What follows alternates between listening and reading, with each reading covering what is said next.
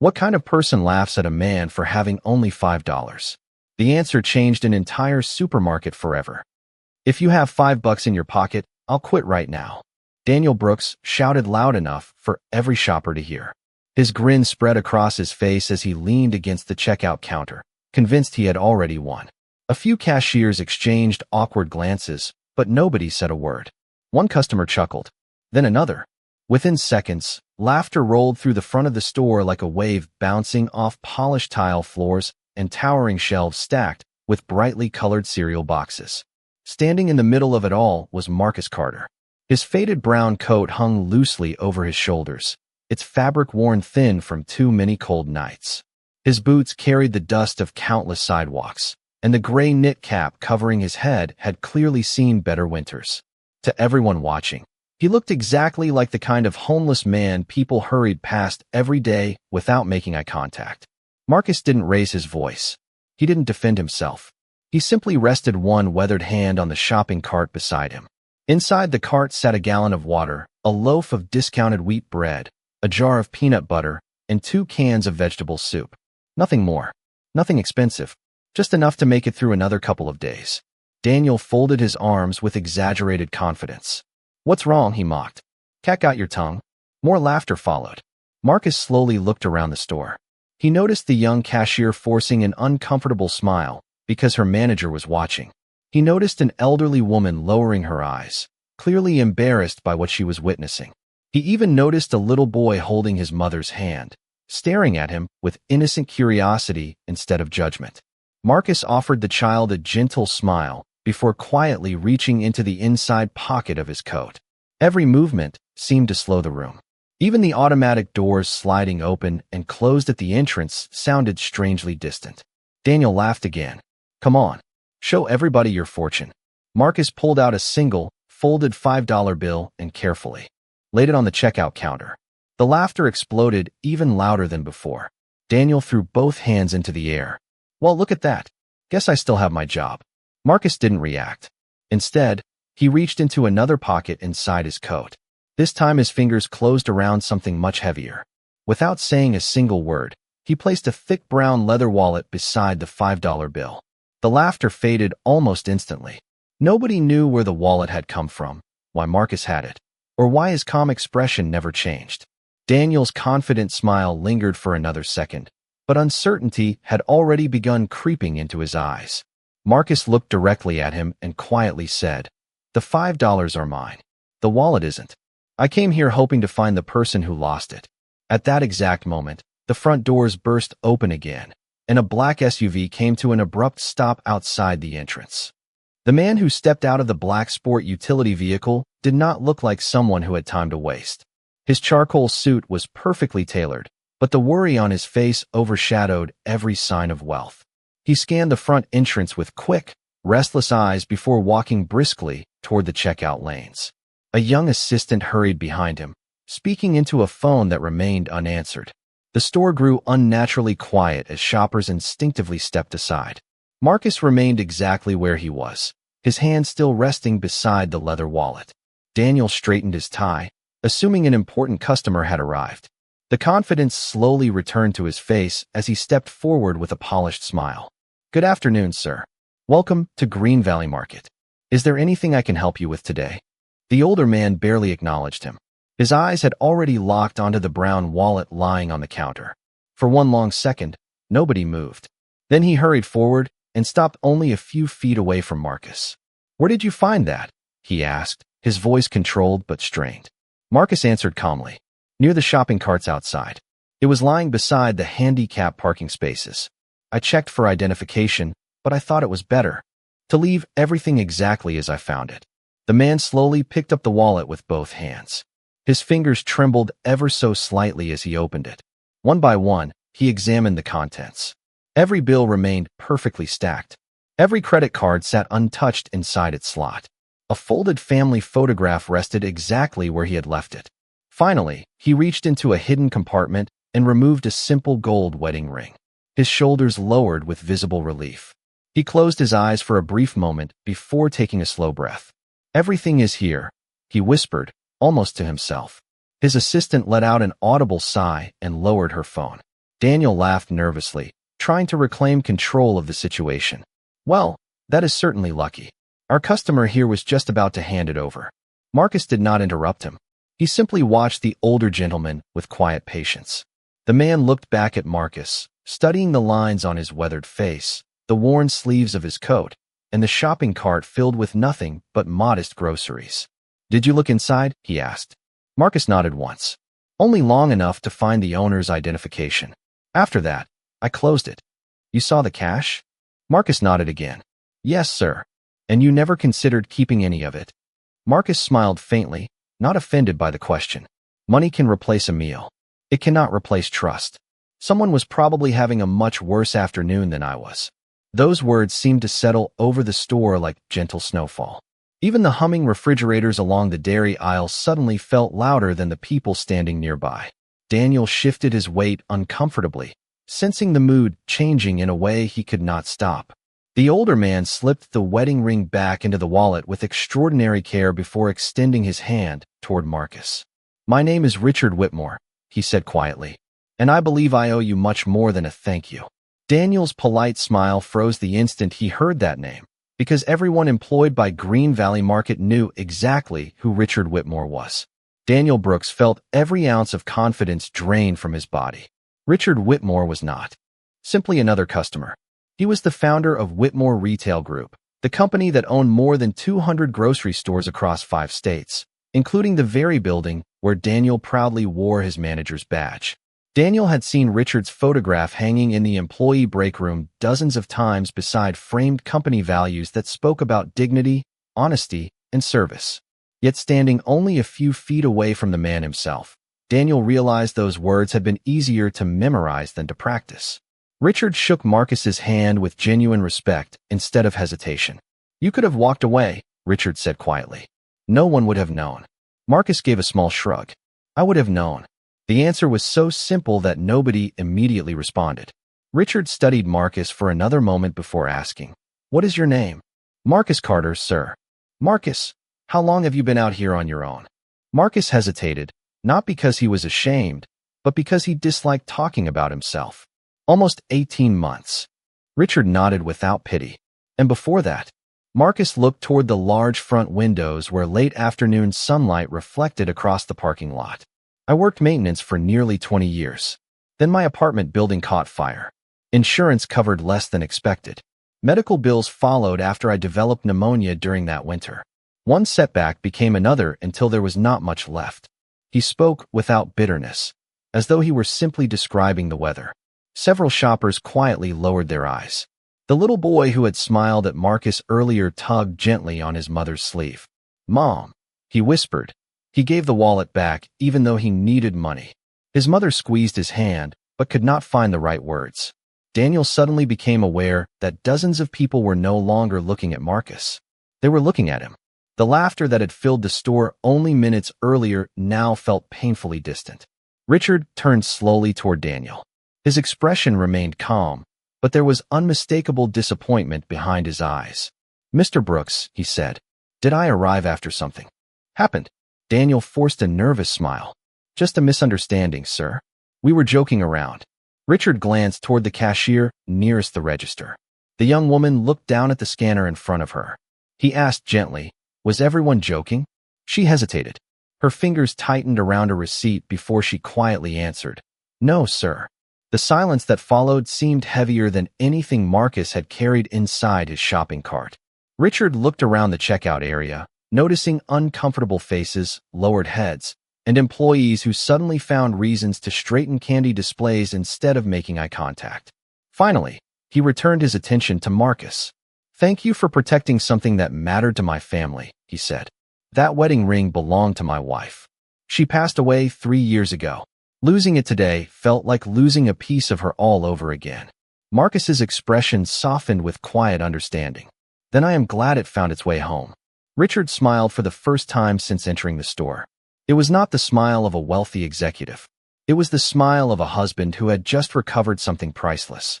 Then he looked back at Daniel once more and said in an even voice, "I think it is time we talk about what happened here before I walked through those doors." Daniel swallowed hard, but the practiced confidence in his voice was already beginning to crack. Sir, I assure you, this has simply been taken out of context. Richard did not answer immediately. Instead, he looked at every face gathered around the checkout lanes. Some shoppers avoided eye contact. Others shifted uncomfortably beside their carts. A little girl clutched a box of cereal against her chest while watching the adults in complete silence. Richard had spent 40 years building a company, and he had learned long ago that people often revealed the truth without speaking a single word. Context matters, Richard finally said. So let us hear all of it. Daniel forced a smile toward the customers. Everyone was laughing. Nobody seemed offended. Before anyone else could respond, the elderly woman who had lowered her eyes earlier stepped forward, resting both hands on the handle of her shopping cart. That is not true, she said quietly. I was embarrassed. Her voice was gentle, but every word carried through the store. This gentleman never raised his voice. He never argued. He was treated like he did not belong here simply because of the way he looked. Another customer nodded. Then another. The young cashier slowly lifted her eyes toward Richard. He was only trying to buy groceries, she admitted. Mr. Brooks challenged him in front of everyone. Daniel immediately interrupted. I was trying to lighten the mood. Richard turned toward him. By humiliating a customer? Daniel opened his mouth, but no words came. Marcus remained silent beside his cart, his attention drifting toward the automatic doors where people continued entering the store, completely unaware that something much larger than a lost wallet was unfolding inside. Richard noticed Marcus saying nothing in his own defense. That silence spoke louder than any accusation. Marcus, Richard asked gently, why did you stay after everyone laughed? Marcus looked at the gallon of water inside his cart before answering. Because I came here to return something that did not belong to me. If I walked away because someone insulted me, then I would become the kind of person I never wanted to be. The words settled heavily across the polished floor. Even Daniel lowered his eyes for a brief moment. Richard folded his hands in front of him. Do you know what our company mission statement says, Mr. Brooks? Daniel answered automatically. Every customer deserves respect. Richard nodded. Finish it. Daniel hesitated. He had memorized those words years ago during management training, yet now they seemed strangely unfamiliar. Richard continued without waiting. Every customer deserves respect because dignity is not earned by wealth. It belongs to every human being. The assistant standing beside Richard quietly opened a leather portfolio and handed him a tablet. Richard glanced at the screen before asking another calm question. Do we have security cameras covering these registers? Yes, sir, Daniel answered. Excellent. Richard looked toward the assistant. Please contact our regional office. I would like the complete recording from the last 30 minutes preserved immediately. Daniel's face lost what little color remained. He realized this conversation was no longer based on opinions or memories. Every laugh, every word, every expression had already been captured. Richard slipped the tablet back into the portfolio before turning once again toward Marcus. You protected my family's memories today, he said. Now I intend to protect something just as valuable. The values this company claims to represent. Richard remained perfectly still, but everyone around him could feel that something important had shifted. His calm expression carried far more weight than anger ever could. He looked at Marcus's shopping cart once again, noticing the simple groceries that barely filled the bottom of the basket.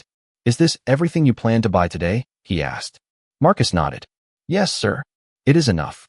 Richard glanced at the $5 bill still resting on the checkout counter. Enough for whom? Marcus smiled gently. Enough for today? Tomorrow has always found a way to take care of itself. The answer lingered in the air. It was not the response of someone who had given up.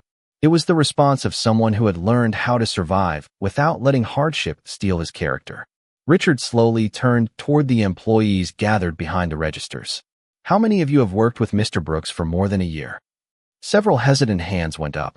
How many of you have ever watched someone being judged before they were known? Nobody answered. A cashier quietly wiped away a tear before pretending to organize a stack of shopping bags. The assistant standing beside Richard made a few notes without speaking. Daniel finally stepped forward again, desperate to regain control. Sir, I admit my words were inappropriate. I made a mistake. It will never happen again. Richard studied him carefully. Do you know what concerns me most? Daniel looked hopeful for a moment. No, sir. It is not that you made one careless remark. It is that an entire store laughed because the person wearing the manager's badge gave them permission to laugh. Daniel lowered his head. Richard continued in the same calm tone. Leadership is contagious. Unfortunately, so is disrespect. The words struck deeper than any public criticism. Marcus quietly picked up the $5 bill and slipped it back into his coat pocket. He reached for the loaf of bread, preparing to place it back inside the shopping cart, assuming the conversation was ending. Richard noticed the movement immediately. Please wait. Marcus stopped. Richard walked toward the register and gently placed his own credit card on the counter. I would like to purchase these groceries. Marcus immediately shook his head. Thank you, sir, but I cannot accept that. Richard smiled kindly. Then allow me to repay a debt. You returned something priceless to me today. Let me return a small kindness. Marcus remained thoughtful for several seconds before quietly answering. If you truly wish to help, there is a shelter about 3 miles from here. There are families with children staying there. They need food more than I do. The assistant looked up in surprise. Even Daniel slowly lifted his eyes. Marcus had just refused help for himself while asking for strangers instead. Richard looked at him with unmistakable admiration. You are thinking about other people while standing here with almost nothing. Marcus answered with the same steady voice he had carried all afternoon. Need has never been a competition, sir. Another long silence settled across the checkout lanes. This time it felt different. It was no longer the silence of embarrassment. It was the silence that comes when ordinary people witness extraordinary integrity. Richard looked toward his assistant and quietly said, Please contact the shelter Mr. Carter mentioned. Before the day is over, I want fresh groceries delivered for every family staying there. Then he turned back toward Marcus with an expression that suggested this conversation, remarkable as it already was, had only just begun. Richard's assistant stepped away to make the call, speaking softly into her phone while employees and customers remained frozen in place. Outside, late afternoon sunlight stretched across the parking lot, turning the windshields of parked cars into ribbons of gold. Inside the store, the bright fluorescent lights suddenly felt less harsh, as though the entire room had slowed down to absorb what had just happened. Marcus rested both hands on the handle of his shopping cart, saying nothing. He had never expected recognition. He had only expected to return a wallet and leave with enough groceries to get through another day. Richard watched him quietly before asking another question. Where will you go after you leave here? Marcus looked toward the front windows. There is a church shelter a few miles east. If there is room, I stay there. If not, there is a covered bus stop nearby.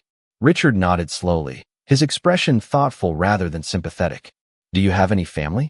Marcus smiled, but there was unmistakable sadness behind it. A younger sister in Georgia. We still talk when we can. She keeps telling me to come live with her, but she is raising 2 children by herself. She has enough on her shoulders. Richard folded his arms and looked at the polished floor for a long moment. You have spent the entire afternoon thinking about everyone except yourself. Marcus answered almost immediately. When life becomes difficult, it is easy to believe kindness is something you cannot afford anymore. I decided a long time ago that it costs less than bitterness. Those words settled over the store with remarkable quiet. Even the refrigeration units humming along the dairy aisle seemed distant. The young cashier looked toward Marcus with tears gathering in her eyes. She remembered every impatient customer she had encountered, every harsh remark she had absorbed during long shifts, and suddenly realized the man standing in front of her carried heavier burdens without allowing them to harden his heart. Richard looked around the checkout lanes once more. This company was never supposed to be about shelves or registers, he said softly. My wife and I built our first neighborhood market because we believe people deserve to be treated like neighbors before they were treated like customers. He paused, his fingers brushing the leather wallet that now rested safely inside his jacket pocket. Somewhere along the way, I allowed reports, numbers, and expansion to become louder than that promise. Daniel remained silent. For the first time since becoming manager, he understood that the conversation was no longer about a single mistake. It was about the culture he had helped create. Richard turned toward him without anger. Policies can teach procedures. They cannot teach character. Daniel slowly nodded, unable to defend himself. Marcus gently adjusted the cans of soup inside his cart before looking toward Richard. People can change, sir. Sometimes they simply need someone willing to remind them who they wanted to become. Richard looked at Marcus with genuine respect. There was no resentment in his voice. No satisfaction in seeing someone embarrassed. Only quiet hope that another human being might choose a better path. That realization struck Richard more deeply than anything else he had witnessed that afternoon. He had expected honesty when Marcus returned the wallet. He had not expected grace. As the assistant returned and quietly confirmed that every shelter delivery had already been arranged, Richard took one slow breath before saying, "Marcus, I would like to ask you something that has nothing to do with charity and everything to do with the future." Marcus looked at Richard with quiet curiosity. "What would you like to ask, sir?" Richard took a slow breath before answering. "If I offered you a position in this company, not because I feel sorry for you, but because I believe character belongs on a payroll, would you consider it?" A murmur spread through the customers standing nearby. Daniel lifted his head in disbelief. The young cashier covered her mouth with one hand. Marcus remained still. He did not smile. He did not celebrate. He simply looked at Richard as though weighing every word carefully. "What kind of position?" he asked. Richard answered without hesitation. "That depends on what you want to build next. My assistant can tell me what is written on your resume. Today, I am more interested in what cannot be printed on paper." Marcus lowered his eyes for a moment. "I have not had anyone ask me that in a very long time." Richard nodded. "Most resumes list experience. Very few list integrity. Yet integrity is the one qualification that cannot be taught after someone is hired." Daniel stared at the floor. Every compliment Richard gave Marcus sounded like another reminder of everything he had overlooked. Marcus finally spoke again. "Before my life changed, I supervised maintenance teams across 3 facilities.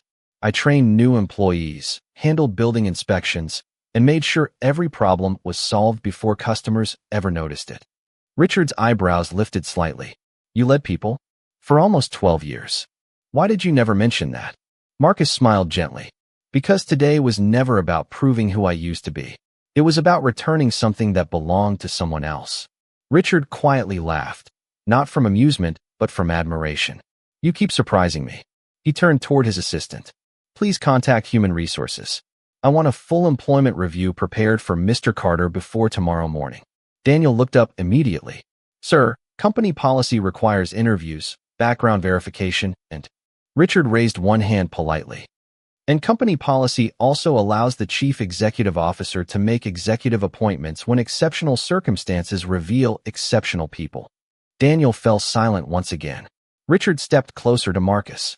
"If you accept, you will earn the position the same way every employee should earn one. Through your work, not through sympathy." Marcus nodded slowly. "That matters to me." "It matters to me as well," Richard replied. For the first time that afternoon, Marcus allowed himself a genuine smile. It was not the smile of a man who believed all his problems had disappeared.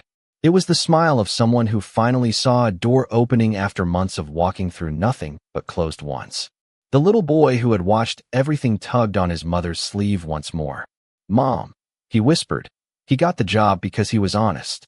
His mother smiled warmly. "No," she answered softly. "He got the opportunity because he stayed honest even when nobody was watching." Richard heard those words and looked around. The store one last time. Every employee, every customer, every witness had learned the same lesson in a single afternoon. Wealth could impress people for a moment. Position could command attention. But character had the power to change hearts. And standing beneath the bright lights of an ordinary neighborhood supermarket, Richard realized he had not simply recovered a lost wallet. He had found the kind of leader his company had been missing all along. Richard glanced at his assistant, who gave a subtle nod after reviewing the latest message on her tablet. "Everything has been arranged," she said. "The groceries are already on their way to the shelter, and Human Resources has cleared time first thing tomorrow morning." Richard smiled before turning back to Marcus. "There is only one thing left for me to ask." Marcus tilted his head slightly. "What is that, sir? Will you trust us enough to come back tomorrow?" Marcus looked around the store. Only an hour earlier, these same checkout lanes had echoed with laughter at his expense. Now the room was silent for an entirely different reason. He noticed the young cashier, who quietly offered him an encouraging smile. He noticed the elderly woman who gave him a small nod of respect. Even several customers who had laughed before now looked genuinely ashamed. Marcus answered honestly. "Trust is not built in one afternoon, but it has to begin somewhere." Richard smiled warmly. "That is a fair answer." He reached into his jacket and removed a simple white business card with only his direct office number written beneath his name. If anything changes tonight, if you need transportation, clothing, or simply directions to the interview, call me personally. Marcus accepted the card carefully, almost as though it were more responsibility than privilege. Thank you. Richard gently shook his head. Do not thank me yet. You earned an opportunity. Now both of us have work to do. Daniel had remained motionless throughout the conversation. Finally, he stepped forward, his voice quieter than anyone had heard all afternoon. Mr. Carter. Marcus turned toward him without hesitation. Daniel struggled to find the right words. I judged you before I knew anything about you. I cannot change what happened today, but I am sincerely sorry. Every eye in the store shifted toward Marcus. Nobody knew how he would respond. He could have ignored the apology. He could have reminded everyone of the humiliation he had endured only a short time earlier. Instead, Marcus offered the same calm expression he had carried from the beginning. Apologies matter, he said softly. But what matters more is what happens after them. Daniel nodded slowly. I understand. Marcus looked directly at him. Then treat the next person better than you treated me. That is enough. Richard closed his eyes briefly, allowing those words to settle. He had negotiated multi-million-dollar agreements, opened hundreds of stores, and spoken before thousands of shareholders. Yet this simple exchange carried more wisdom than many board meetings he had attended. The assistant quietly slipped her tablet into her portfolio as customers slowly resumed pushing their carts through the aisles. Conversations remained hushed, almost respectful. The atmosphere inside the market had changed in a way no renovation or advertising campaign could ever accomplish. One act of honesty had become a lesson in dignity. One moment of public humiliation had become an opportunity for public reflection. As Marcus finally placed his modest groceries onto the conveyor belt, the cashier scanned each item with gentle care. When she reached the last can of soup, she looked up and smiled. Welcome back whenever you are ready, she said. Marcus returned the smile, picked up the grocery bags, and walked toward the front doors beside Richard, neither of them speaking for several moments. Because sometimes the strongest kind of respect needs no words at all.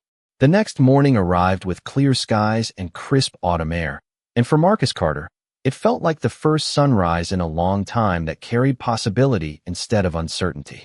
He stood outside Whitmore Retail Group headquarters wearing a neatly pressed navy shirt and khaki pants that Richard's assistant had quietly arranged the evening before, not as a gift, but as professional attire for a new beginning. Marcus paused for a moment before walking through the glass entrance, taking one steady breath as sunlight reflected across the polished lobby floor.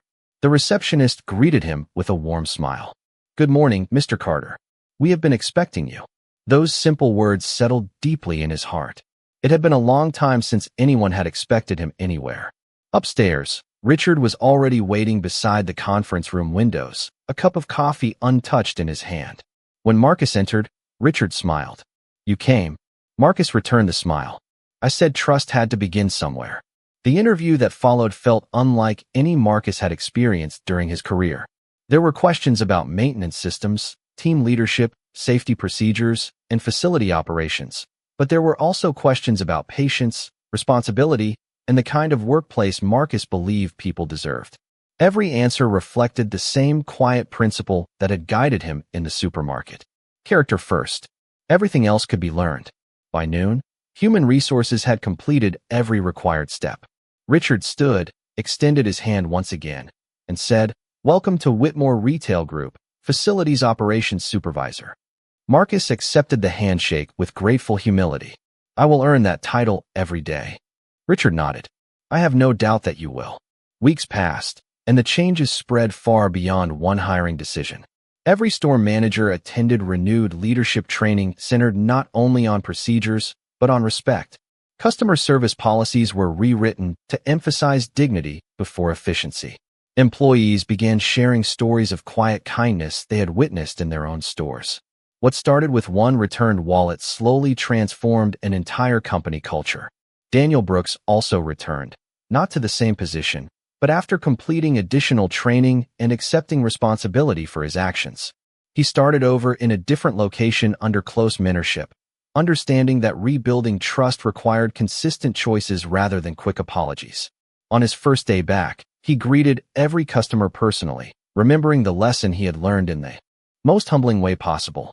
One afternoon, several months later, Marcus visited the same neighborhood supermarket where everything had begun. The shelves looked the same. The checkout lanes were unchanged. Even the soft hum of the refrigerators sounded familiar. Yet something important had changed. Employees greeted every shopper with genuine warmth. A young cashier patiently helped an elderly customer count coins without rushing her. A stock clerk walked across the store simply to help a father reach a package from a high shelf. Marcus quietly smiled. Richard noticed his expression as they walked together toward the exit. "What are you thinking?" Marcus looked through the front windows where families loaded groceries into their cars beneath the golden afternoon sun. "Kindness spreads farther than we ever get to see." Richard followed his gaze and nodded. Neither man spoke again as the automatic doors opened before them. A gentle breeze carried the scent of fresh leaves across the parking lot, while sunlight stretched long shadows over the pavement. Marcus adjusted his jacket, picked up a small bag of groceries for the shelter on his way home, and walked forward without looking back, leaving behind not the memory of a man who had once been mocked, but the lasting example of someone who proved that dignity cannot be measured by a wallet, a title, or a place to sleep, because the strongest people are often the ones who choose kindness when the world gives them every reason not to.